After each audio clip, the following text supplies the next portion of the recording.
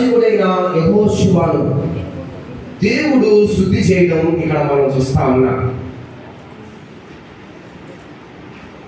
జకర్యాకు కలిగిన 4వ దర్శనం. ఎన్నో దర్శనం ఇది? 4వ దర్శనం ఇది. మొట్టమొదటి గుంజి చెట్లు, మనుషులు, గుర్రములు, తర్వాత 4 కొమ్ములు, తర్వాత చెప్పాల, తర్వాత కొలలు. ఏంటి? కొలలు.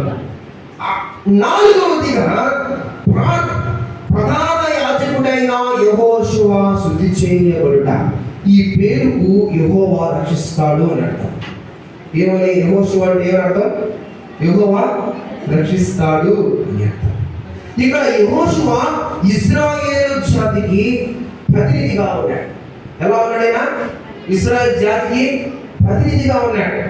హగ్గై 1:1లోను, యెజ్రా 2:2లోను, జకర్యా 3:1లోను ఉన్న యెహోషువ ఒకడే.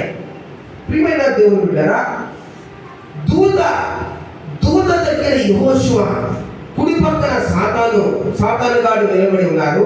సాతాను అంటున్నాడు, యెహోషువ మీద నేరం మోపుతా ఉంది.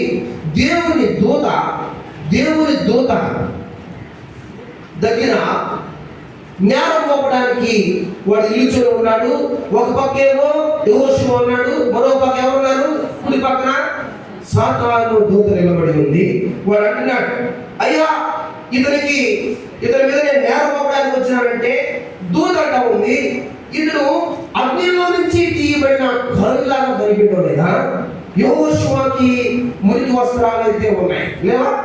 మురికి వస్త్రాలు ఉన్నాయి. కానీ సాతానుగా చెప్తా ఉన్నాడు, ఈయనకి ఎటువంటి, ఇతను ఎలా కనిపిస్తున్నాడు? నీకు సాతాను ఈయన అగ్నిలో నుంచి తీసిన కరులాగా కనిపిస్తున్నాడా లేదా అని అన్నాడు. దాన్ని పంపించి వేశాడు.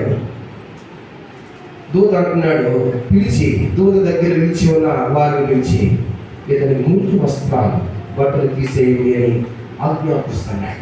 ఏం చేస్తున్నాడు? మురికి వస్త్రాలు తీసేయండి, నీ దోషాన్ని నేను తొలగిస్తున్నాను, ప్రశస్తమైన వస్త్రాలు తొలుగుతాను అని చెప్పాడు. ఆ తర్వాత అతని తల మీద ఏం పెట్టారంట? అతని తల మీద తెల్లని బాగా పెట్టారు. అతనికి ప్రశస్తమైన వస్త్రాలను అలంకరించారు. మురికి వస్త్రాలు మొత్తం తీసివేశారు. శ్రేష్టమైన బట్టలు, శుద్ధమైన పాదాలు చేశారు. ప్రియమైన దేవుడు ఉన్నారా, ఇదిగో మురికి అనేది పాపిష్టి స్థితికి చిహ్నంగా కనిపిస్తా ఉంది. నాడు ఆత్మ సంబంధులుగా చూసే స్వాభావికంగా మనకందరికీ ఉన్నది మురికి బట్టలే. అందరూ మురికి బట్టలు ధరించుకున్న వారిని, ఎవరు కూడా ప్రశస్తమైన వస్త్రాలు లేవు. చూడండి, అందరూ అందుకనే దావీదు గారు అంటాడు, నేను నా తల్లి గర్భంలో నిర్మించబడక ముందే పాపిగా నేను జన్మించానని. చూడండి, యెషయా 64వ అధ్యాయం 6వ వచనంలో ఈ మాట మాట్లాడుతున్నాడు. చదవండి, యెషయా 64వ అధ్యాయం 6వ వచనం. మేమందరము అపవిత్రుల వంటి వారమైతిమి,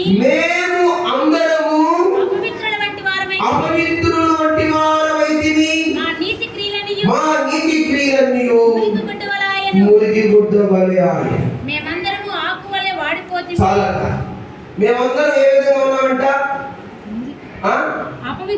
అపవిత్రులమైతిమి. మా నీతి క్రియలు ఏ విధంగా కనిపిస్తున్నాయంట? మురికి గుడ్డ వలె ఆయె. మురికి గుడ్డ. నీతి క్రియలు అంటే ఏదమ్మా? నీతి క్రియలు మంచి క్రియలు అంటే కనిపిస్తున్నాయంట. ఇప్పుడు మురికి క్రియ అంటే కనిపిస్తాడానికి మీరే తప్ప మీరు చెప్తే కనుక మంచి క్రియలే ఎట్ట కనిపిస్తాయంటే మురికి కూడా లాగా కనిపిస్తే మురికి క్రియలు మురికి మంచిగా కనిపిస్తాక ఇంకా బాగా కనిపిస్తాయి. మీ మీద దేవుడు మీరు ఎవరు తెలుసా? ప్రధాన యాజకుడు. ఎవరైనా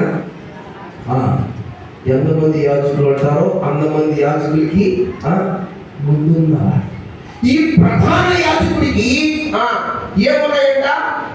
మురికి వస్త్రాలు ఉన్నాయంట. ఇది ఎవరు కనిపించేది?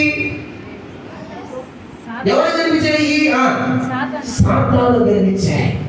సాతాను దేవుని దూత దగ్గరికి వెళ్ళి మాట్లాడుతూ ఉంది, అయ్యా చూడు అతని మీద నేరం మోపడానికి వచ్చాను, ఈ గడ్డ కనిపిస్తాడు, అతను అగ్ని రోజు తీసిన పొరుగులా కనిపిస్తాడు లేదా? సరే సరే వెళ్ళిపోయి సాతాను అక్కడ ఉన్న వాళ్ళు పిలిచినాయి, ముందు ఇతనికి మీరు వచ్చి పట్టలేండి, తెల్లని పాక వేయండి, ప్రశస్తమైన వస్త్రాలను అలంకరించండి. ప్రియమైన దేవుడు, అప్పుడు దూత యెహోషువకు చెప్తా ఉంది, ఈ దర్శనం అంతా ఎవరు చూస్తున్నారు చెప్పాలా? ఈ దర్శనం ఎవరు చూస్తున్నారు? జకరియా చూస్తా ఉన్నాడు. అప్పుడు దూత మాట్లాడతాము, ఏమని తెలుసా? ఇదిగో నేను నీకు మురికి వస్త్రాలు తీసుకొస్తున్నాను, ఇదిగో నీ పైన తలబాగా పెడుతున్నా, ఇదిగో నీకు నేను ప్రశస్తమైన వస్త్రాలు అలంకరిస్తున్నాను. అయితే యెహోషువ నీకు నేను ఒక మాట ఇస్తున్నాను, ఏం తెలుసా? నా మార్గంలో నువ్వు నడిస్తే, నేను అప్పగించిన దానిని నువ్వు జాగ్రత్తగా కైకొంటే నీవు నా మందిరం మీద అధికారిగా ఉంటావు. హల్లెలూయా. ఎలా ఉంటాడంటే మందిరం మీద అధికారిగా ఉంటావు. అబ్బా ఎంత గొప్పదైనా దేవుని మార్గంలో నడిస్తేనే, ఇదిగో దేవుడు అప్పగించిన దాన్ని భద్రముగా కాచుకుంటేనే దేవుడు అతనికి ఇచ్చే విలువైన ఏం తెలుసా? అని అంటాడు, నీవు నా మందిరం మీద ఏ విధంగా ఉంటావు?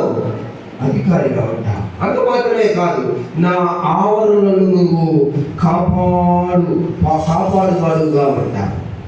ఇక్కడ నిలిచి ఉండే వాడికి కలిగినట్లు నా సన్నిధిలో నిలిచే భాగ్యం ఇస్తాను. ఏంది ఇక్కడ నిలిచి ఉంది? లేదా మాట లేదా?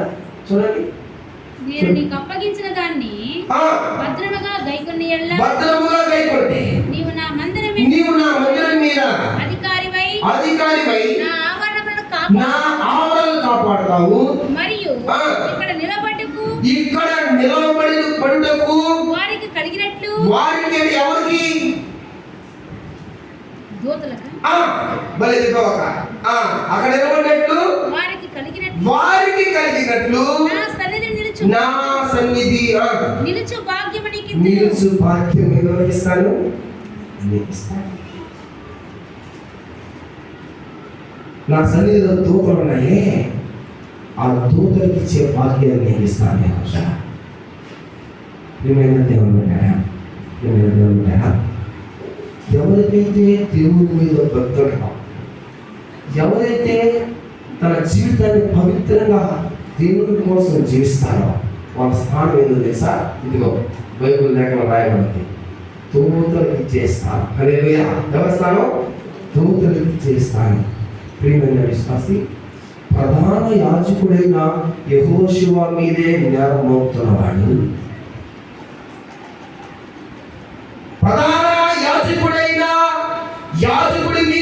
యాజకుడైన యెహోషువకే మురికి ఉన్నదని చెబుతున్నవాడు, అతని మీద నేరం మోపాలని వచ్చినవాడు,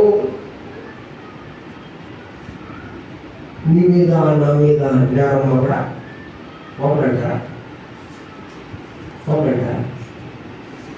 యాజకుడి గురించే, ప్రధాన యాజకుడి గురించే భయం లేకుండా దేవుడి దగ్గర నిలబడి, ఇదిగో నీ ప్రధాన యాజకుడు యెహోషువ మీద నేరం మోపడానికి వచ్చాడు అని తన నేరాన్ని రుజువు చేయడానికి వచ్చిన సాతాను నీ మీద నా మీద నేరస్థాపన చేయడా? నీ గురించి నా గురించి వాడికి తెలియదంటారా?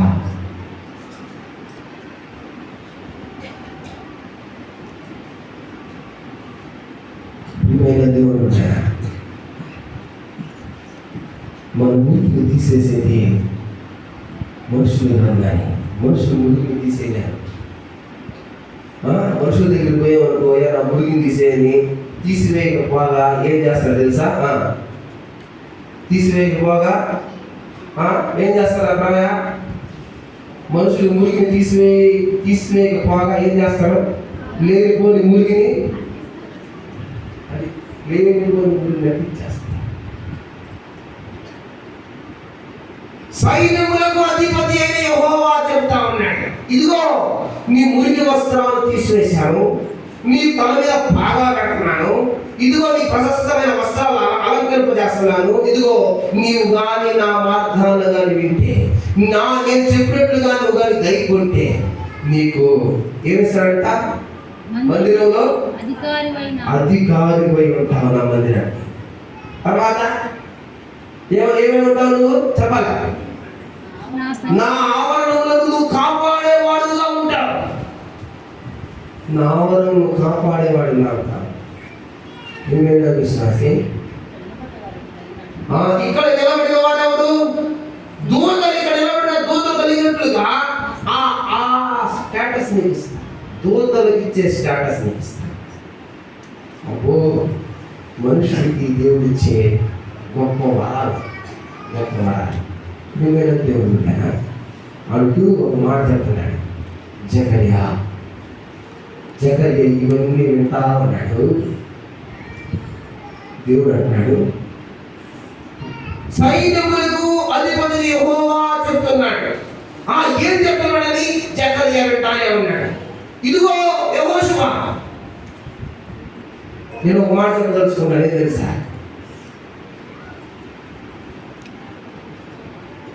నేను చిగురు అని నా సేవకు నేను అడ్డుపోతున్నాను. ఎవరు అడ్డుపోతున్నాను అంటారా? హల్లెలూయా, హల్లెలూయా. చిగురు అనే సేవకుని నేను రప్పింపబోతా ఉన్నా. యెర్మీయా 33వ అధ్యాయం 15వ వచనంలో రాయబడిన చదవండి.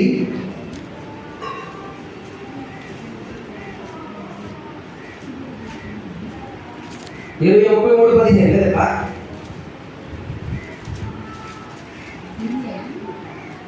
యెర్మీయా 33:15. ఆ దినములలో ఆ కాలమందే నేను దావీదునకు నీతి చిగురును మొలిపించేదను. ఇదిగో ఈ మాట ఎవరు చెప్తా ఉన్నాడు? దేవుడు ఎవరు చెప్తున్నాడు? ప్రధాన యాజకుడైన యెహోషువ, నీవు నా ముందు కూర్చునే నీ సహకారులను నా మాట ఆలకించండి. ఏంటంటే చిగురు అనే నా సేవకుడు రప్పిపోతున్నాడు. చిగురు అనే నా సేవ. ఈ సేవల గురించి యెర్మీయా 33:15 అంటాడు. ఏమంటాడు? ఆ దినములలో ఆ కాలమందే నేను దావీదునకు నీతి చిగురును మొలిపిస్తాను. యెషయా 11వ అధ్యాయం 1వ వచనం. యెషయా మొదలుని చిగురు పుట్టును, వాటి వేరుల నుండి అంకురము ఎదిగి ఫలించును. రోమీయులకు రాసిన పత్రిక 15వ అధ్యాయం 12వ వచనం.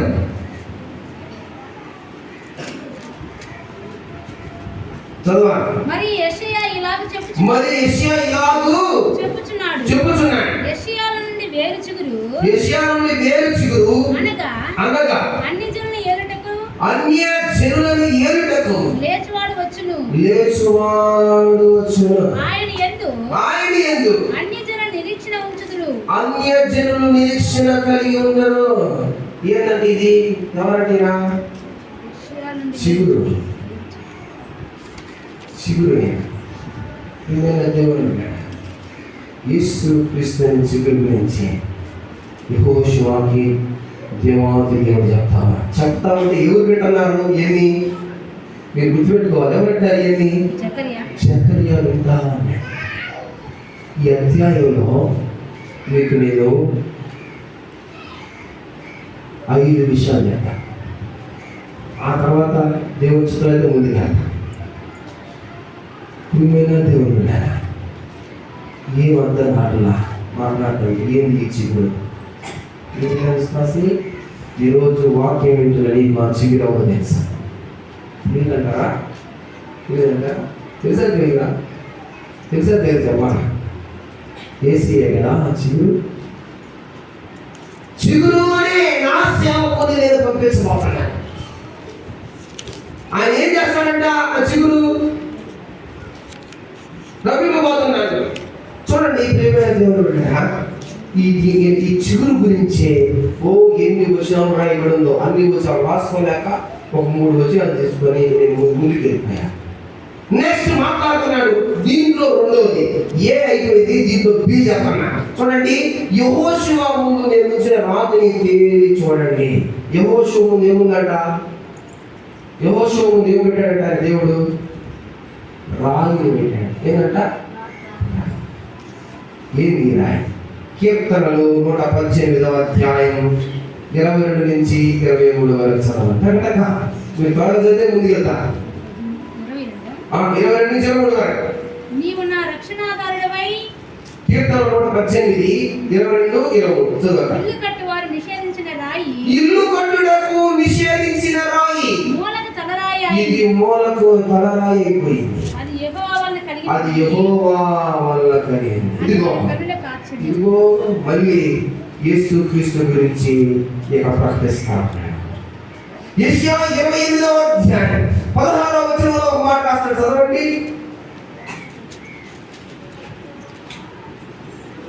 ప్రభువుకు యెహోవా ఇలాగ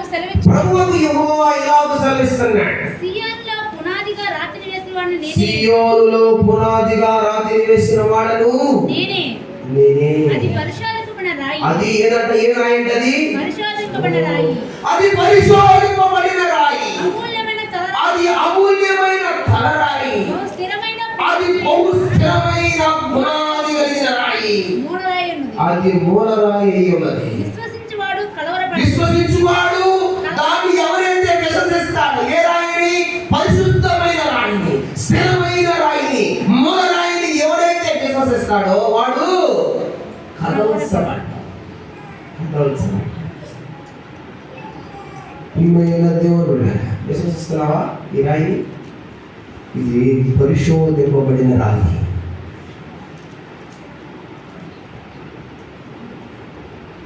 ఆనాడు కాకులోనో కర్నూలులోనో చాలా మంది ఈ వజ్రపు రాయి వజ్రాలు తీసుకోవడానికి వెళ్తారు. 5 వర్షాలు పడినారు. ఆడే ముట్టుకుంటారంట. ఆడే తింటారంట. ఒకసారి నీకు ఫోన్ చేసిన, ఊరే నువ్వు నేను నాగేశ్వరరావునా మొత్తం బాగున్నా, మాకు 6 రోజులు ఆడే ఉందాం, సెట్ చేసుకొని ఉదయం మొదల సాయంత్రం ఏరుకుంటానే ఉందాం. ఏదైనా శరీర రాయి తగిలితే జీవితాలు మారిపోతాడు అన్నా. మా ఊరు చాలా మంది పోయారు. మొత్తం ఉన్న డబ్బులంతా కాజేసి వేసాడు. రాయి కూడా దొరకలేదంట. ఆ రాయి అంత రాయి దొరికితేనంట 10 కోట్లు అంత రాయి దొరికింది. అంత విలువైన, ఇది అంతకు మించిన విలువైన రాయి. హల్లెలూయా, హల్లెలూయా. ఇది పరిశోధింపబడిన రాయి. ఇది మూలకు తలరాయి. ఈ రాయిని ఎవరైతే విశ్వసిస్తాడో వాడు కదల్చబడ్డాడు. ఈ రాయి గురించి చెప్తా ఉన్నాడు దేవుడు. యెహోషువకు చెప్తా ఉంటే ఆ దర్శనాన్ని జకర్యా చూస్తా ఉన్నాడు. ఈ రాయి గురించి మత్తయి సువార్త 21వ అధ్యాయం 42వ వచనంలో కూడా ఈ రాయి గురించి రాయబడి చదవండి. మరియు యేసు వారిని చూచి ఇల్లు కట్టువారు నిషేధించిన రాయి. ఇల్లు కట్టడానికి ఉపయోగపడే రాయి. మూలకు తలరాయి ఆయను. అది ఇప్పుడు ఏమైందంటే మూలకు తలరాయి ఆయను. తలరాయి అయిపోయింది. ఇది ప్రభు వల్లే కలిగెను. ఇది ప్రభు వల్లే కలిగెను. మూల కట్టేటప్పుడు కాపీ మేస్త్రి ఎక్కడున్న రాయి నడబడతాడా? మూల చక్కదాడా? ఎక్కడున్న బిడ్డ రాయి ఇప్పుడు ఏమవుతుంది? ఆ రాయి బంగారం తీసుకొచ్చిన సెట్ కాదు, దాన్ని ఖచ్చితంగా చెక్కాల్సిందే. ఇది పనికి రాని రాయి అనుకున్నారు అందరూ. అయితే ఇది మూలకు తలరాయి అయితే కూర్చోండి. చాలా మందికి అదే బాధ. ఇప్పుట్లో ఇదేదిరా, ఈ క్రైస్తవ్యాన్ని అడగొక్కాలనుకుంటా ఉంటే, ఈ క్రైస్తవాన్ని మేము ఇదిగో అనగ పాదాలని తీసుకొని వెళ్ళిపోవాలంటే ఇది అంచులంచులు విస్తరింపబడతా ఉంది. ఇది తెగిపోయింది, పాకతా ఉంది. ఏమైనా దేవుడు, ఇది మూలకు తలరాయి.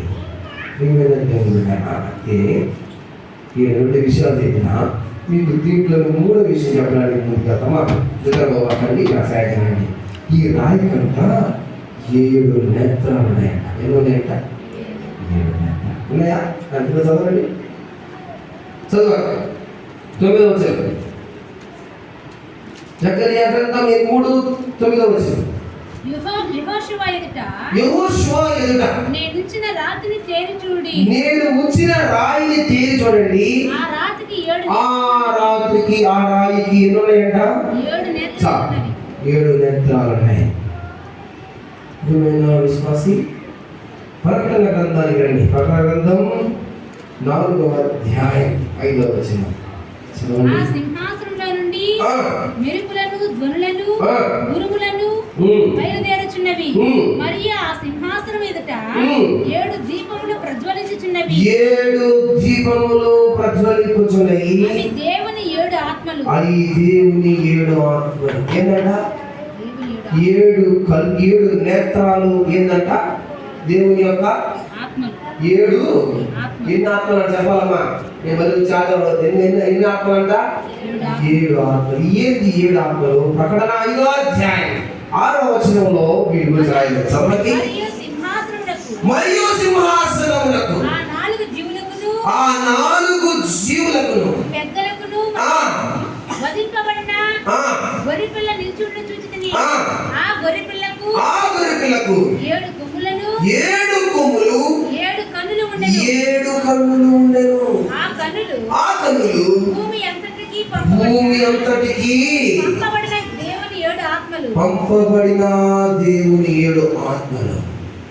ఇవి 7 ఆత్మలు ఎక్కడ పంపబడ్డాయంటమ్మా? చెప్పాలా? 7 ఆత్మలు ఎక్కడ పంపబడ్డాయంట? భూమి మీదకు పంపబడి. ఇవి 7 నేత్రాలు, 7 ఆత్మలు. ఈ 7 ఆత్మలు ఎక్కడ పంపబడ్డాయంట? భూమి మీదకి పంపబడ్డాయి. దీని గురించి నేను 7వ విషయంలోనో లేకపోతే 6వ విషయంలో దీని గురించి మళ్ళీ మాట్లాడతా. అంటే ప్రతి ఒక్కరిని ఇవి గమనిస్తున్నాయి అని అర్థం. 2వ దినవృత్తాంతములు 16వ అధ్యాయం 9వ వచనంలో ఒక మాట మాట్లాడుతున్నారు చూడండి. తన ఎడల యెహోవా కనుదృష్టి లోకమంతా ఏ విధంగా ఉందంట? సంచారం చేయించినది. లోకమంతా ఏ విధంగా ఉందంటమ్మా? దేవుని కనుదృష్టి లోకమంతా సంచారం చేయడానికి ఏం పోయినాయంట? 7 ఆత్మలు పోయినాయంట. 7 ఆత్మలు ఇక్కడ ఏమని పోస్తున్నాడు? 7 కన్నులంట. ఇవంతా భూమి అంతా సంచారం చేస్తాయంట. అందుకనే 2వ దినవృత్తాంతం 16:9 అంటాడు, ఇదిగో దేవుడి కనుదృష్టి లోకమందు సంచారము చేస్తా ఉంది, దేవుడు చూస్తున్నాడు అని తెలియపరుస్తున్నాడు జకర్యా. నేను చూస్తున్నాను, నేను గమనిస్తున్నాను జకర్యా, నేను గమనిస్తున్నాను.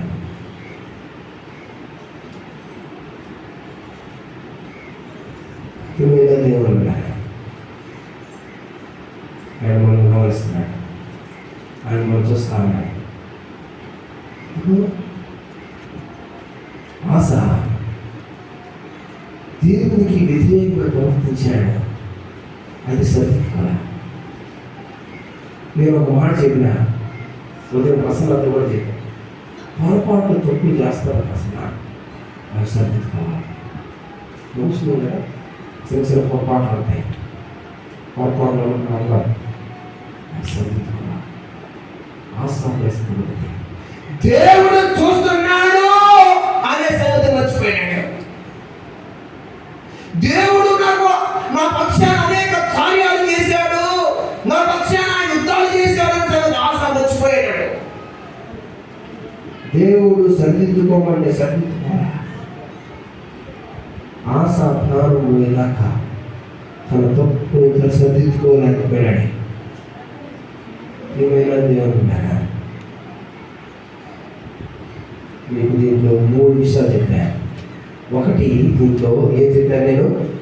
ఒకటి, చిగురు అని నా సేవకులు పంపిస్తున్నానని చెప్పాను. 3వది, యెహోషువ ముందు పెట్టిన రాయి. తర్వాత 3వది, ఆ రాయికి 7 నేత్రాలు. 7వ విషయం, ఒకే రోజులోనే నేను ఈ దేశస్తుని అపరాధాన్ని తొలగిస్తాను. మన పాపాలు తీసివేయడానికి పునాది లాంటి కార్యం ఒక రోజులోనే జరిగింది. మన పాపాలు, మన రుగ్మతలు, మన యొక్క శాపాలు, మన యొక్క దోషాలు తీసివేయడానికి ఒక్క రోజులోనే ఆ మాట అంటున్నట్టుడైనా ఏం మాట్లాడు చూడండి.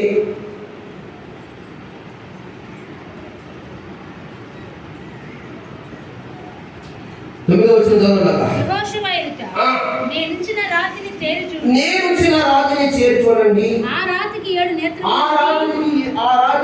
నేత్రాలు, దాని చెక్కడపు పని నేనే చేస్తాను. ఇదే సైన్యములకు అధిపతి యెహోవాకు మరియు ఒక్క దినములోనే నేను ఈ దేశస్తుల అపరాధాలను పరిహరించును. ప్రియమైన దేవుడు, ఒక్క రోజులోనే దేవుని పరిహరిస్తారా? దేశం, ప్రపంచంలో ఉన్న ప్రతి ఒక్క అపరాధాలు ఒక్క దినంలోనే పరిహరింపబడతాయా? ఆడైనా పునాది లాంటి కార్యం ఒక్క రోజులోనే జరిగింది. అదే క్రీస్తు శిలువ పైన మరణించిన రోజు. ఒకటో పేతురు రాసిన పత్రిక 2వ అధ్యాయం 24వ వచనం చదవండి. ఒకటో పేతురు రాసిన పత్రిక 2వ అధ్యాయం 24వ వచనం. మన పాపముల విషయమై చనిపోయి నీతి విషయమై జీవించినట్లు ఆయన తానే తన శరీరమందు మన పాపములను రాణి మీద మోసాడు. ఆయన పొందిన దెబ్బల చేత మీరు స్వస్థత నందిరి. గాయముల చేత మీరు స్వస్థత. ఒక్క దినములో అపరాధాలు తొలగించబడ్డాయి. గలతీయుల రాసిన పత్రిక 1వ అధ్యాయం 4వ వచనం చదువుతారా ఎవరైనా? గలతీయుల రాసిన పత్రిక 1వ అధ్యాయం 4వ వచనం. తండ్రి అయిన దేవుని చిత్త ప్రకారం క్రీస్తు మనలను ప్రస్తుత దుష్టకాలం నుండి విమోచింపవలెనని మన పాపముల నిమిత్తము ఒకే రోజు జరిగింది కార్యం. మళ్ళీ చేయడైనా చేసేసి వెళ్ళిపోయాడు ఒకే ఒకడు. ఇవన్నీ జకర్యా కలిగిన దర్శనం చూస్తా ఉన్నాడు. వింటా ఉన్నాడు. ఇదిగో యెహోషువ మురికి వస్త్రాలు తీసేది చూస్తున్నాడు. యెహోషువకు పాగా కట్టే చూస్తున్నాడు. యెహోషువకు ప్రశస్తమైన వస్త్రాలు తీసేది చూస్తున్నాడు. ఇదిగో యెహోషువ ముందు నిలబడుతున్న ఇదిగో ఆ రాయిని చూస్తున్నాడు. ఆ రాత్రి కలిగిన ఇదిగో ఆ 7 కళ్ళు చూస్తా ఉన్నాడు. అంత మాత్రమే కాదు, ఒక్క దినంలోనే మీ దోషాలని పరిహరిస్తామని మాట వింటా ఉన్నాడు. ప్రియమైన విశ్వాసి, దేవుడు చేసిన ఈ యాగం గురించి ఆ రోజు జకర్యాకు అర్థం కాకపోవచ్చు. దేవుడు చెప్పిన ఈ మాట గురించి ఆ రోజు జకర్యా దీని గురించి అర్థం చేసుకోకుండా రావచ్చు. ఈ రోజు నువ్వు ఈ వాక్యం చదవకుని నీకు అర్థమైపోతా ఉంది. ఆనాడు ఆయన ఇచ్చిన మాట ఈనాడు నీ కోసం నా కోసం యేసయ్య నీ శిలువలో ఆయన యాగమయ్యాడు కదా. నీ కోసం నా కోసం ఆయన శిలువలో యాగమయ్యాడు.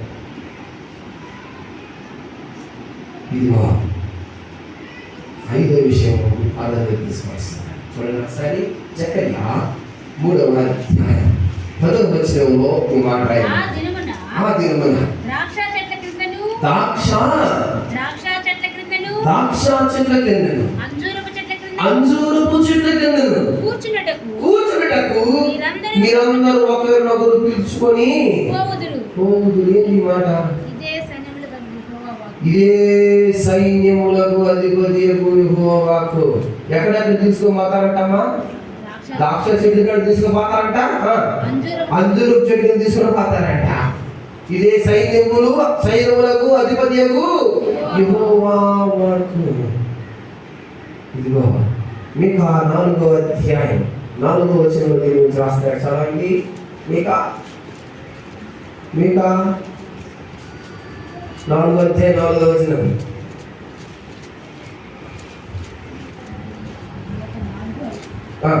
మీకా 4వ అధ్యాయం 4వ వచనం.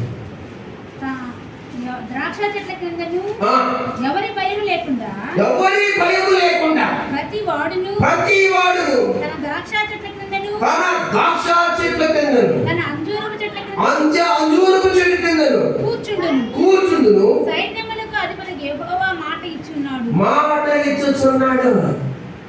ఎవరు భయమట? ఎవరు భయమిగా ఉండదట. శాంతికి, సహనానికి, భద్రతకు ఇదిగో ఈ ద్రాక్ష అంజూరపు చెట్టు నిదర్శనాలుగా ఉన్నాయి. నువ్వేనా విశ్వాసి? ఎన్ని విషయాలు దేవుడికి చెప్తా ఉన్నాడు. మిమ్మల్ని అందరినీ నేను ద్రాక్ష చెట్లు కింద అంజూరపు చెట్లు నేను కూర్చోబెట్ట. మీరు బ్రతుకుతారు, శాంతంగా జీవిస్తారు. సహనానికి ఇది ఒక నిదర్శనంగా ఉంటాయి. మీరు ప్రశాంతంగా బతుకుతారు. మీమైన దేవుడు ఉన్నారు. దేవాది దేవుడు చెప్తా ఉన్నాడు, నువ్వు మీకు శాంతి నేను కలుగజేస్తాను. ఎవరికైనా మనశ్శాంతి లేకపోతే మీరు నా దగ్గర రండి, మీరు నేను శాంతి అని కలుగజేస్తాను. ఇదిగో ఆ ద్రాక్ష చెట్లు నేనే. హల్లెలూయా. ఆ అంజూరపు చెట్లు నేనే, ఆ ద్రాక్ష చెట్లు నేనే. ఎవరైతే నాకు అంటబడి ఉంటాడో, ఎవడైతే నాకు కట్టుబడి ఉంటాడో వాడు అధికంగా ఫలిస్తాడు. రుచికరమైన ఫలాలను వారందరికీ స్వీట్ ఫుడ్స్ని అందింపజేస్తాడు. నువ్వు నాకు అంతగట్టుకుంటా దేవుడు చెప్పాలి. ఎన్ని దశలు జకరియా చూస్తా ఉన్నాడు. ఎందుకంటే దేవుడు 5వ దర్శనం జకరియా 4వ అధ్యాయం 1 నుంచి 4 వరకు చదవండి. నాతో మాట్లాడుచున్న దూత తిరిగి వచ్చి నిద్రపోయిన ఒకరిని లేపినట్లు నన్ను లేపి, అంటే నేను నిద్రపోతున్నాడనే లేనట, నిద్రపోతున్నాడని లేనట. మళ్ళీ చదువు మీరు చదివితే కాదు బాగా. నాతో మాట్లాడుతున్న దూత తిరిగి వచ్చి నిద్రపోయిన ఒకరిని లేపినట్లు. నిద్రపోయిన వాళ్ళు ఎట్లా లేపుతారు? బాయ్ బాబు అంటారా? లే అంటారా? ఎట్టంటారు? లే అంటారా? నిద్రపోతున్న ఎట్లా లేపిందో అట్లా లేపిందంట. లేదంట. ఏం చెప్తుందో చూడండి. అక్కడ నీకు ఏమి కనిపిస్తుంది అని అడిగాడు.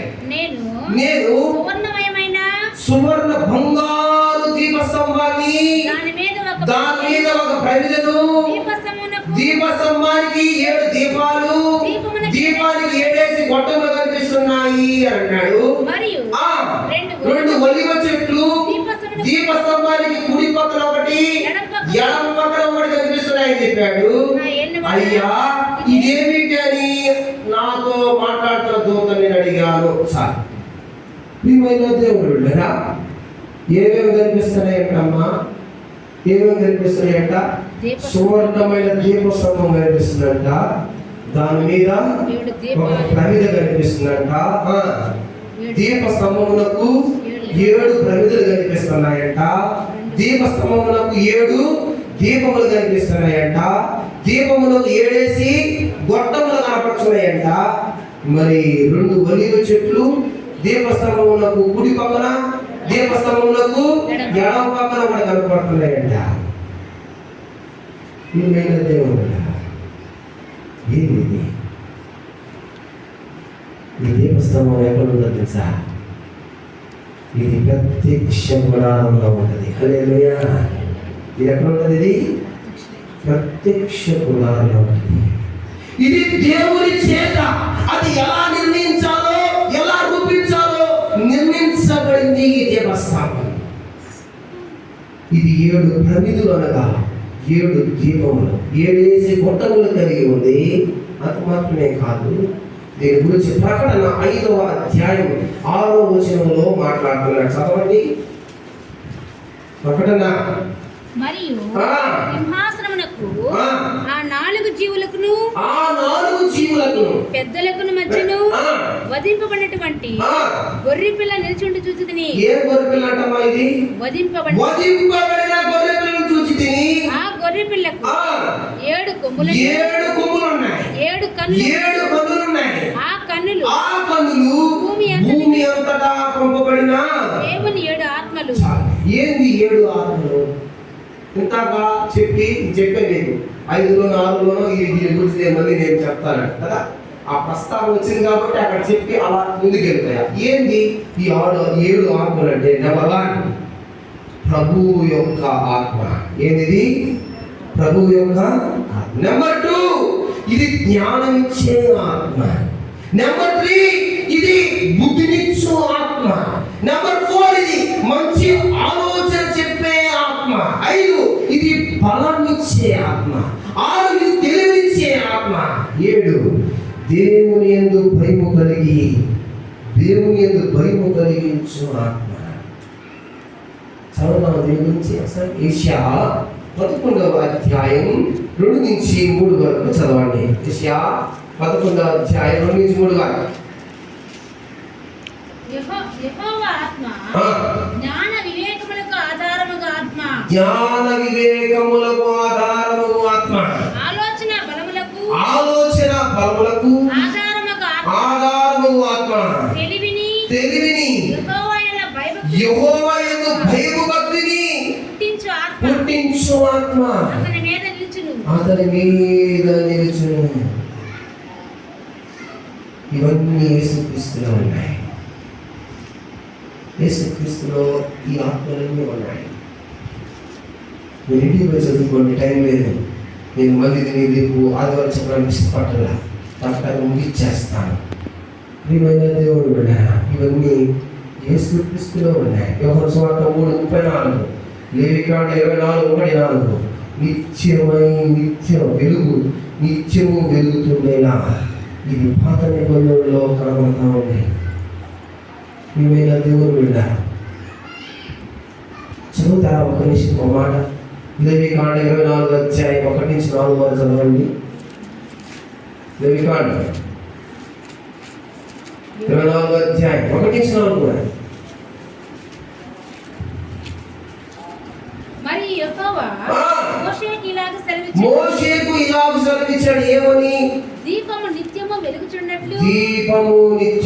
వెలుగుచుండవలెను. ప్రదీపము కొరకు దంచిన ప్రదీపములో కొరకు దంచి తీసిన అచ్చమైన ఒలివ నూనె తేవలనని ఇశ్రాయేలుకు ఆజ్ఞాపించుము. ఇది పాత నిబంధన కట్టడ.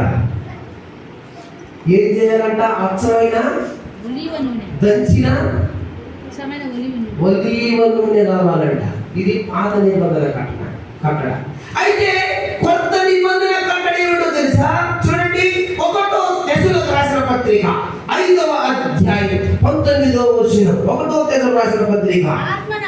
ఆత్మను ఆర్పకండి. ఆత్మను ఆర్పకండి. ఇదిగో ఈ ప్రజలు, ఇదిగో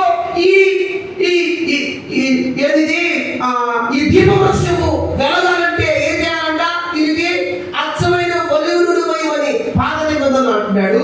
కొత్త నిబంధనలోకి వచ్చే లోపలికి ఆత్మ ఏం చేయాలంట? ఆర్పకండి. ఎఫెసీయులకు రాసిన పత్రిక 4వ అధ్యాయం 30వ వచనంలో ఒక మాట రాసిన చదవండి. ఎఫెసీయులకు రాసిన పత్రిక 4:30 కరెక్టా? 4:30 ఎఫెసీయులకు రాసిన పత్రిక. దేవుని పరిశుద్ధాత్మను దుఃఖపరచకండి. చాలు. ప్రమిదలు వెలగడానికేమో ఒలివ చెట్టు నూనె ఎంత అవసరమా? ప్రమిదలు వెలగడానికి అచ్చము దంచిన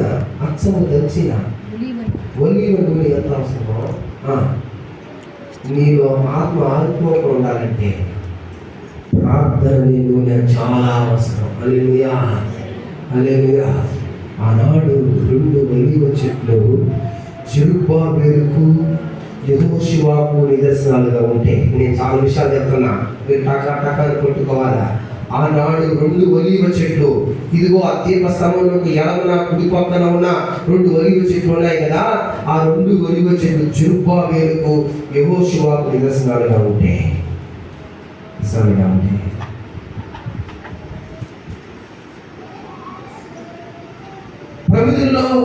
ప్రమిదలు వెలగడానికి ఒలువు ఇదిగో నిదర్శనంగా ఉంటే, ఈనాడు నీకు యేసు క్రీస్తు శిలువ పునరుద్ధానము పరిశుద్ధాత్మ యొక్క ఆదరణ నీ ఆత్మను ఆనుకోకుండా చేస్తాయి.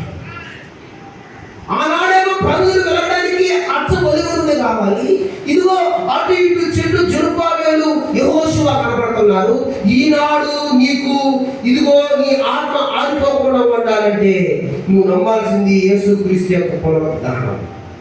ఇదిగో పరిశుద్ధాత్మ ఆదరణ నీ ఆత్మను ఆనుకోకుండా చేస్తాయి.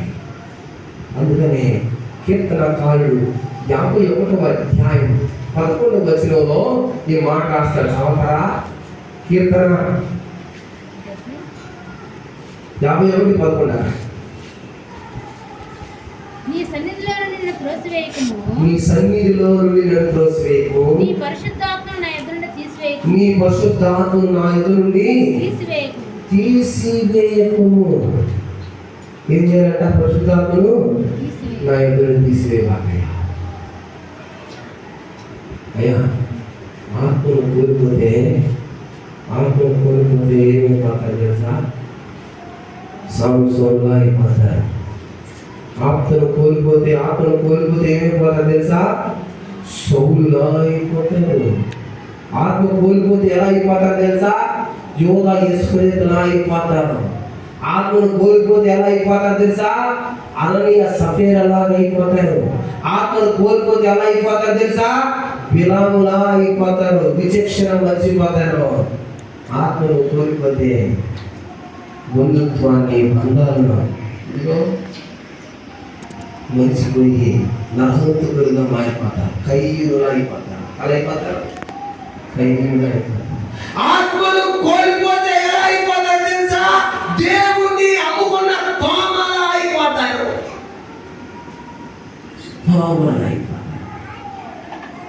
బంగారు దేవస్థానం నీకు ఏం చెప్తుంది తెలుసా? ఈ బంగారు దేవస్థానం నీకు ఏం చెప్తుంది తెలుసా? నీవు నిత్యము వెలగాలని. 2 ఒలీవ చెట్లు నీకేం చెప్తున్నా తెలుసా? నిత్యము నీలో దేవుని ఆత్మ ఉండాలని తెలియపరుస్తున్నాయి. 6వదిగా చూడండి, జకర్యా 5వ అధ్యాయం 1 నుంచి 4 వరకు. జకర్యా ఇశ్రాయేలు వారులారా, అయ్యా నిద్రపోకండి, నెలకు కూర్చున్న వారులారా, మిమ్మల్ని గూర్చి నేనెత్తి ఈ అంగలార్పు మాట ఆలకించుడి. అంగలార్పు మాట ఆలకించండి. ఏమని? కన్నికైన ఇజ్రాయేలు కూలిపోయెను. జకర్యా 5వ అధ్యాయం 5వ అధ్యాయం చదువక్క 5:1 చదువక్క. ఇశ్రాయేలు వారులారా, జకర్యా 5వ అధ్యాయం అది నేను మరలా తేరి చూడగా ఎగిరిపోవు పుస్తకం ఒకటి నాకు కనబడిన. చాలు, పుస్తకము ఎగిరిపోతుందంట. ఏమైపోతుందంట? ఎగిరిపోతుంది. పుస్తకం పేపర్ ఎగిరిపోతుంది కదా. పుస్తకం ఎగిరిపోయేవాళ్ళంటే పుస్తకం ఎగిరిపోయేంత గాలి రావాలి కదా. ఈ పుస్తకం ఎగిరిపోతున్నాడు. చూడండి, ఆ మాట గురించి దేవుడు ఏం చెప్తున్నాడు? నీకేం కనిపిస్తుంది అని అతను నన్ను అడుగగా, పుస్తకము చుట్ట ఒకటి ఎగురుతూ కనిపిస్తుంది. అది 20 మూరలు నిడివి 10 మూరలు వెడల్పు ఉందని జవాబిచ్చాను. ఎలా ఉందంటే అది 20 మూరల నిడివి ఉందంట, 10 మూరల వెడల్పు ఉందని జవాబిచ్చాడు. అందుకన్నాడు నాతో ఇలా అన్నాడు. ఏమని? ఇది భూమి అంతటి మీదకి బయలుదేరుతున్న శాపమే. యారు బయలుదేరుతున్నాడు? ఇది భూమి అంతటికి బయలుదేరుతున్న శాపమే. దానికి ఒక పక్కన వాసి ఉన్న దాన్ని బట్టి దొంగిలించే వారంతా కొట్టివేయబడతారు, రెండో ప్రకటన రాసి ఉన్న దాన్ని బట్టి అబద్ధ ప్రమాణాలు చేసేవారంతా కొట్టివేయబడుతుంది. భూలోకం అంతటి మీదకు బయలుదేరుతున్న శాపం ఇది ఒక్కొక్కరికి కాదు, ఒక కుటుంబాన్ని కాదు, భూలోకం అంతటి మీదకి బయలుదేరుతున్న శాపం. ద్వితీయోపదేశ కాండం 27వ అధ్యాయం కొంచెం ఓపిక చదవండి. 27వ అధ్యాయం జాగ్రత్తగా చదవండి. 13 నుంచి 26 వరకు చదవండి. రూబేను, ఆ. గాదు, ఆషేరు, ఆ. జెబూలూను, ఆ. దాను, ఆ. నఫ్తాలి గోత్రముల వారు ఆ. శాపవచనములు పలుకుటకై ఏబాలు కొండ మీద ఆ. నిలవలెను. ఆ. అప్పుడు లేవీయులు ఆ. యెహోవాకు హేయముగా శిల్పి చేతులతో మలిచిన విగ్రహమునే కాని. ఇప్పుడు బాగా వినాలి. ఎవరెవరి ఇళ్లలోకి ఇది ఎగిరి పడుతుంది, ఇది ఎగరడం వల్ల ఇది ఎవరికి శాపం అనేది ఇక్కడ దేవుడు చెప్తున్నాడు. చెప్పక యెహోవాకు హేయముగా శిల్పి చేతులతో మలిచిన విగ్రహమునే కాని కోత విగ్రహమునే కాని చేసి చాటున ఉంచువాడు ఎవరంట? శాపగ్రస్తుడని ఎవరంటమ్మా? ఎవరంట? ఎక్కడ ఉంచువారంట? అంటే చాటు ఉంచువారంటే బయటికి కనపడకుండా బయటికి కనపడదు, కానీ ఈ పుస్తకాన్ని మటుకు కనపడదు. ఇది ప్రవేశించేది కూడా ఎవరి ఇళ్లలో కంట. ఒకసారి ఇక్కడ చూస్తారా మీరు? 3వ వచనం 4వ వచనం చూస్తారా? అది పక్కన పెట్టండి. జకర్యా గ్రంథం 5వ అధ్యాయం 4వ వచనానికి రండి. టక అది ఇది పక్కన పెట్టుకోండి, మీకు బాగా అర్థమవుతుంది. ఇదే సైన్యములకు అధిపతి యెహోవా వాక్కు, నేనే దాన్ని బయలుదేరజేస్తున్నాను. ఎవరంట? నేనే దానిని బయలుదేరజేస్తున్నాను. అది దొంగల ఇళ్లలోను నా నామాన్ని బట్టి అబద్ధ ప్రమాణం చేసే వారి ఇళ్లలోను ప్రవేశిస్తుంది. వారి ఇళ్లలో ఉండి వాటి దూలాలని రాళ్ళను నాశనం చేస్తుంది. ఇది సైన్యములకు అధిపతి యెహోవా తెలియజేస్తుంది. ఎక్కడెక్కడ దేవుళ్ళు ప్రవేశిస్తాడు, ఇది దొంగలలో ప్రవేశిస్తుందంట, అబద్ధాలు చెప్పే వాళ్ళలోకి ఇది ప్రవేశిస్తుందంట. ఇప్పుడు ద్వితీయోపదేశ కాండం తీసుకోరా, చూడు ఒకసారి ఎక్కడి నుంచి. యెహోవాకు హేయముగా శిల్పి చేతులతో మలిచిన విగ్రహమునే కాని కోత విగ్రహమునే కాని చేసి చాటున ఉంచువాడు శాపగ్రస్తుడని ఎలుగెత్తి ఇశ్రాయేలు అందరితోనూ చెప్పగా ఆమేన్ అనవలెను. దేవునికి ఇష్టమైనది మనలో చాలా ఉన్నాయి. దేవుడిని రిమూవ్ చేసుకోవాలి. దేవునికి ఇష్టమైన మన జీవితంలో కూడా దేవుడి మాట వింటే వచ్చే జీవనంలో వేరుగా ఉంటాయి. ఎందుకో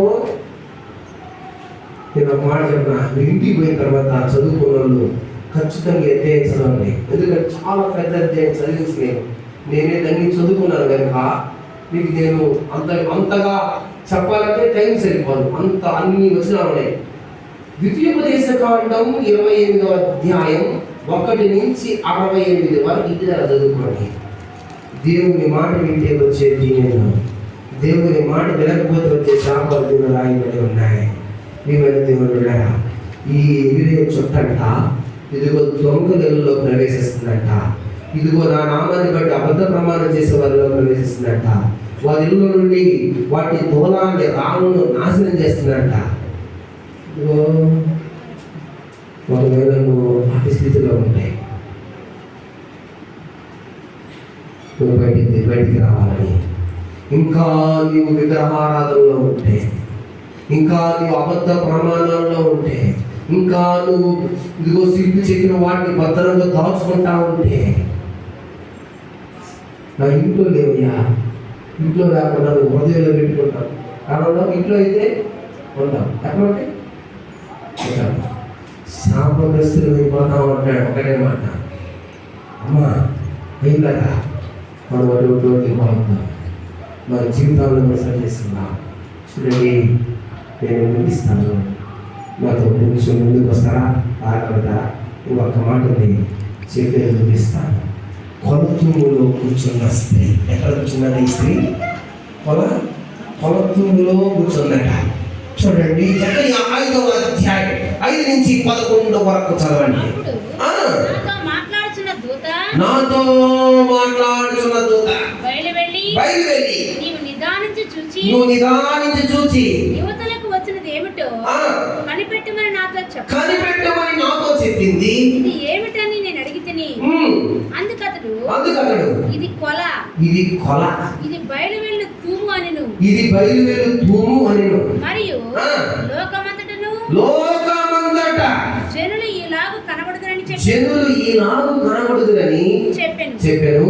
అప్పుడు సీసపు బిళ్ళను తీయగా కొలతూములో కూర్చున్న ఒక స్త్రీ కనబడెను. అప్పుడు అతడు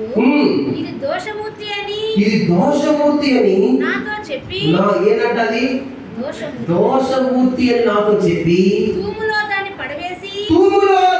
పడవేసి సీసపు బిళ్ళను తూము మీద ఉంచెను. నేను మరలా తేరి చూడగా 2 స్త్రీలు బయలుదేరారు. శంకుబుడి కొంగ రెక్కల వంటి రెక్కలు వారికి ఉన్నాయి. వారి రెక్కలు గాలిలో ఉన్నాయి. వారు వచ్చి బుట్టను భూమి ఆకాశాల మధ్య మోసుకొని పోయారు. ఈ బుట్టను ఎక్కడికి తీసుకొని పోతారు అని నేను నాతో మాట్లాడుతున్న దూతను అడిగాను. షీనారు దేశంలో దాని ఒక సావును కట్టడానికి వారు పోతున్నారు. అది సిద్ధమైనప్పుడు అక్కడ దాని పీఠం మీద పెట్టించుతారు అని అతడు నాకు ఉత్తరం ఇచ్చాను. అది కొలత బుట్ట, అది దేశమంతటా ఉన్న ప్రజలను సూచిస్తా ఉంది. హల్లెలూయా! ఎవరు సూచిస్తా ఉంది? కొలత బుట్ట దేశంలో ఉండే ప్రజలందరినీ సూచిస్తా ఉంది. ఇజ్రాయేలు యొక్క పూర్తి పరిమాణం దేవునికి తెలుసు. దాని అంతటిని ఆయన ఆదేశం నుండి తుడిచిపెట్టేస్తాడు. ఇదిగో ఆ కొలత పుట్ట అది ఆ దేశమంతట్లో ఉన్న ప్రజలను సూచిస్తా ఉంది. అయితే ఇక్కడ ఒక స్త్రీ గంపలో కూర్చొని ఉందట. దేంట్లో కూర్చొని ఉందట? గంపలో కూర్చొని ఉందట. ఇది యూదా పాపాలకు ప్రతినిధిగా ఉంది. యూదులు పాపాన్ని బట్టి బబులోనుకు వెళ్ళినట్లుగా ఈ స్త్రీ కూడా అక్కడికి తీసుకొని వెళ్తారు. ఏమైనా దేవుడు వెళ్ళారా? 2వ రాజులు 25వ అధ్యాయం 21వ వచనం ఒకసారి చదువుతారా? 2వ రాజులు 25-21. బబులోను రాజు హమాతు దేశమందు రిబ్లా పట్టణమందు వారిని చూపించెను. ఈ రీతిగా 2వ రాజులు 25-21. బబులోను రాజు హమాతు దేశమందున్న రిబ్లా పట్టణమందు వారిని చంపించెను. ఈ రీతిగా యూదావారు తమ దేశంలో నుండి ఎత్తుకొని పోబడిరి. యూదా దేశంలో తమ దేశంలోనికి బబులోను దేశములకు ఎత్తుకొని వెళ్ళిపోయారు. ప్రకటన 17వ అధ్యాయం 18వ వచనంలో కూడా ఈ మాట రాయబడి చదవండి. ప్రకటన ముగిచ్చేస్తారు 25 నిమిషాలు. మరియు నీవు చూచిన ఆ స్త్రీ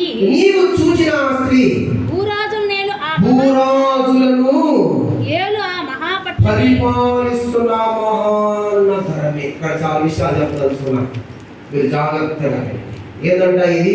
ఆ స్త్రీ ఏందంట? భూరాజులు ఏలే ఆ మహాపట్టణం, ఆ ఏలే మహానగరమే. ప్రియమైన దేవుని బిడ్డ, ఆ మహానగరం ఏదో చెప్పా?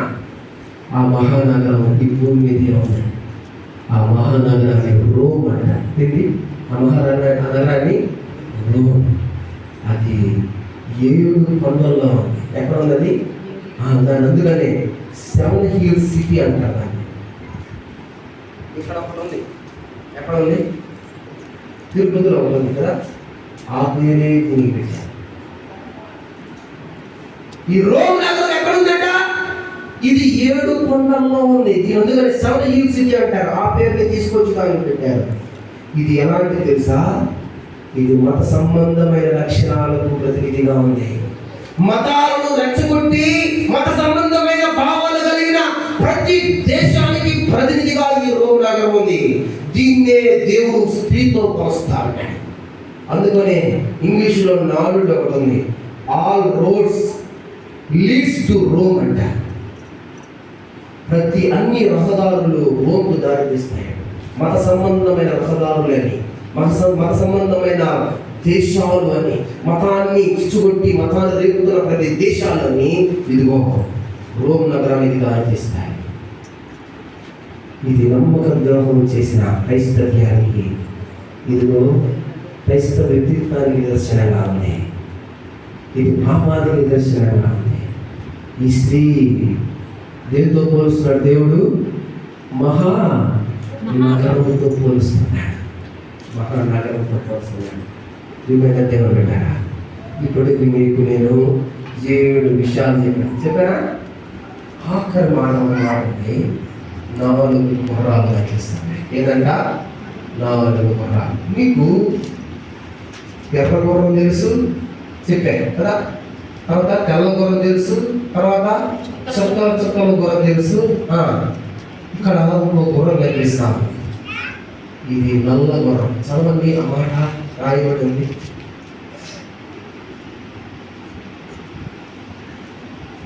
ఆరవ అధ్యాయం 1 నుంచి చదవగా, నేను మరలా తేరి చూడగా 2 పర్వతాల మధ్య 4 రథాలు బయలుదేరుతున్నాయి. ఆ పర్వతాలు ఇత్తడి పర్వతాలు.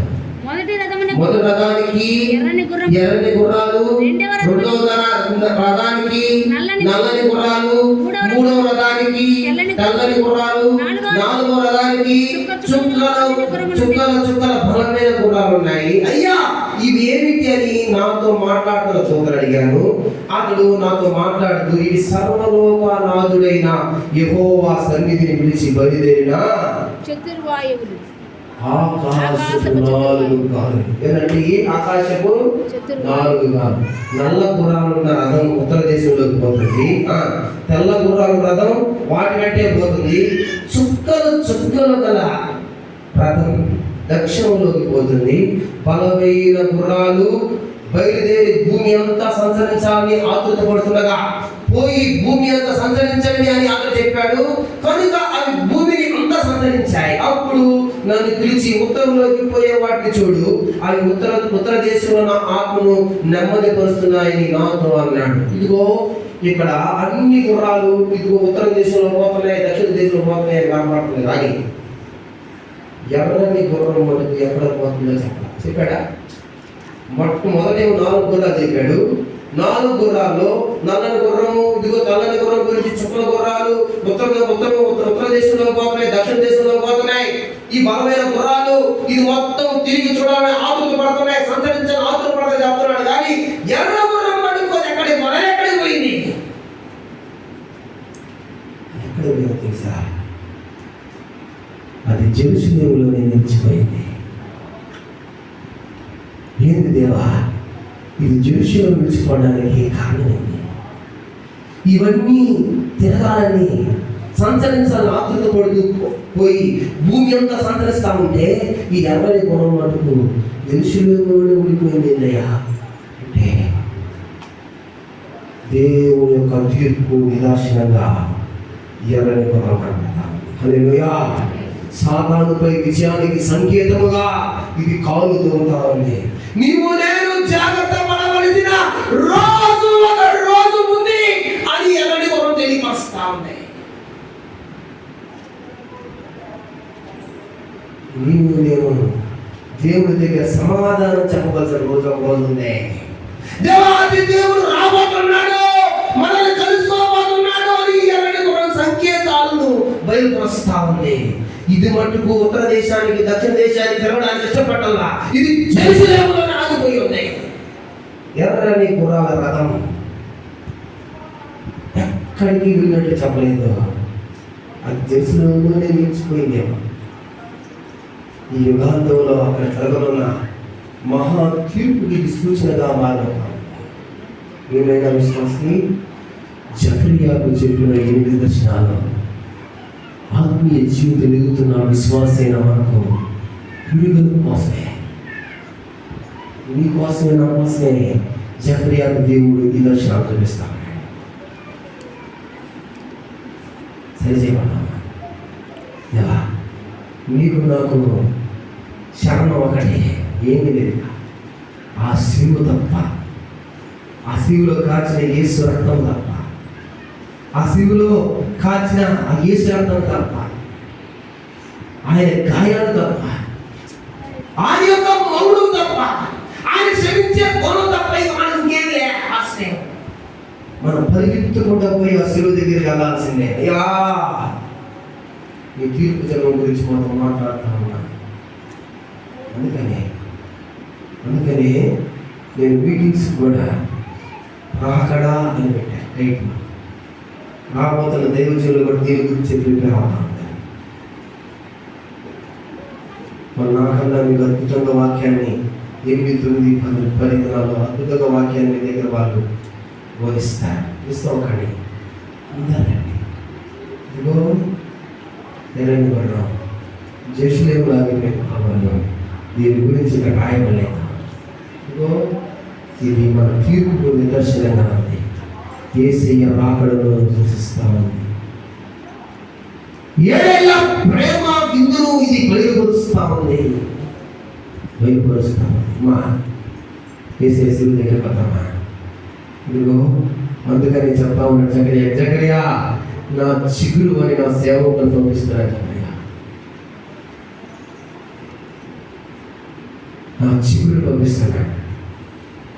ఆ చిగురు కడగలమా? నాతో చాలా దోషాలు ఉన్నాయి. నువ్వు నీ తీర్పులో నన్ను ఒకసారి గమనించా. సరే ఆ తీర్పు మహా తీర్పులు ఉండకూడదయ్యా. అయ్యా నా మీద ఇదిగో యెహోషువ మోపుతున్న దోషం వాడు మోపితే నేనేమైపోతున్నాయ్యా. అందుకని వాడు రేపు మోపే దినం వచ్చినప్పుడు నీకు నాకు మంచిగా నిలబడింది తెలుసా. ఈరోజు యెహోషువకు ఇదిగో యెహోవా దేవుడికి సాతానుకు మధ్య దూత నిలబడి ఉంటే ఈరోజు సాతానుకు నీకు మధ్య ఇదిగో మన మధ్యవర్తి నిలబడి దేవుడు తెలుసా ఆ చిగురే. అందుకని ఆ చిగురు నీ కోసం నా కోసం పంపించాడు. కళ్ళు మూసుకున్నామా? ఆరాధన ఇదిగో నేను నా జీవితాలు అనేకమైన చోట్ల మూడు బారిపోయినాయా. నా బ్రతుకులు అనేకమైన చోట్ల దిగజారిపోయినాయా. ఇదిగో యూట్యూబ్ పక్కన చూసిన ప్రతిదానం కనపడలేదయ్యా. మొత్తం ఎండిపోయింది. నా కోసం వచ్చిన చిగురు మీతో నేను అతకపడతానయ్యా. నన్ను చిగురింపు చేయయ్యా, నన్ను చిగురింపు చేయయ్యా. అయ్యా ఒకసారి నా సాయంత్రయ్యా. ఇదిగో జకర్యాకు 8 దర్శనాల గురించి మాట్లాడుతూ వచ్చాము. మమ్మల్ని సరి చేయగా, మమ్మల్ని సరి చేయడం కోసమే కదా ఆ దర్శనాలన్నీ, మాకు తిరిగి వచ్చడం కోసమే కదా ఆ దర్శనాలన్నీ. నేను సరి చేయబడుతున్నామయ్యా. ఇదిగో ఆయన శిలువ దగ్గరికి మనం వద్దాం. కళ్ళు మూసుకోండి, ఆనందించి